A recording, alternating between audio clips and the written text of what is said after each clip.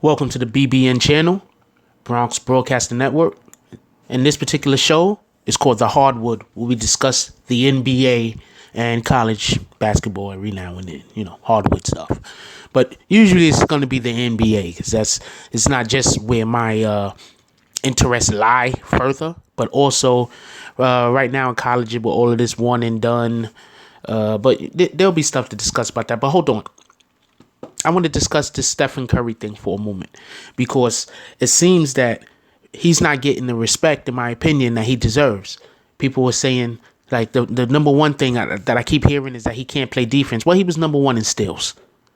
Okay, so they say, oh, yeah, but he can't play man defense. Okay, well, hold on. First of all, you're going to play the type of defense that your team has already put into, like, a habit. So even though they do play man defense, every defense in the NBA plays some sort of zone. Get this and understand this. I know a lot of people can't understand this because sometimes we're looking at things and we don't know what we're looking at. But almost every team in the NBA plays some sort of zone. It's man defense until that guy with the ball gets to a spot and then there's a trap. That's what they do. It's man defense. The guy dribbling the ball gets to a spot, there's a trap, the other three players stand in the passing lanes. That's what they do. Watch any NBA game. This is what not any NBA game. Watch the best teams. I'm not going to say the best, everybody that went to the playoffs, but I'm saying the best teams because some of the teams that went to the playoffs don't necessarily do this well. But every team does this, but some teams just don't do it well. Defense in the NBA has resorted to the guy with the ball gets the ball to a spot, a trap comes, the other three players stand in the passing lanes. Now that's the defense basically everyone is playing. Stephen Curry leads the league in steals. To say that he is not a good defender is foolish. I play basketball. When I'm playing basketball, I always try to tell people this. Basically, whether you can guard your man or not isn't the point. What we want to do, whether you can handle your man one-on-one or not, is have you direct that man on the floor to where you want him to go so we can have an advantage, so we can create a turnover. So we can have an advantage, so we create or cause him to take a bad shot. That's what we're trying to do. That's what any good defense is trying to do. You're not trying to stop them from shooting the ball. You're trying to either cause a turnover or have them shoot a bad shot where we have rebounders at the glass that is going to rebound and get the ball, ending their possession. That's what you're attempting to do. So now, that's why some of the best defenders are also some of the best defensive rebounders. When they talk about how good a defender is, they be like, oh, well, this guy, he led the league in defensive rebounding. He led the league in this kind of rebounding. He led the league in that kind of rebounding. That's because rebounding the ball is a defensive attribute on the defensive end. That's a defensive because it stops the possession. A steal stops the possession. Forcing your man to turn the ball over, step out of bounds, throw the ball away, throw it out of bounds, stops the possession. So now you're telling me that Stephen Curry leads the league in steals. So that means that as far as, with the exception of rebounding, he is the best in the league at stopping the other team's possession. You cannot tell me that this man cannot rebound based on that criteria. Now, another thing people say is that, oh man, he can't score without using screens. Okay, first of all, basketball is pick and roll basketball. That's what we play nowadays. This isn't back in the freaking 90s where you throw the ball to the spot and you cut back door all day.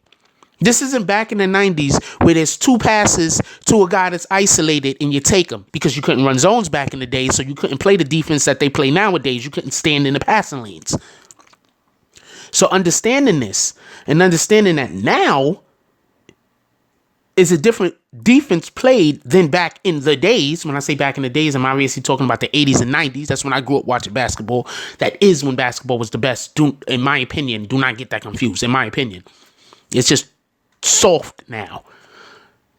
So you have a guy that he gets open on screens. Well, that's what they play now. I don't hear anybody say that about Chris Paul. Chris Paul screen all day. He used screen all day. How did DeAndre Jordan score? DeAndre Jordan scores mostly off of pick and rolls, right? He gets pick screens all day. I don't hear nobody saying that about Chris Paul. All day he gets screens. There's only a handful. Kemba Walker, he gets screens, even though his handle is crazy. He doesn't need a screen, but so is Stephen Curry. Stephen Curry handle is also crazy.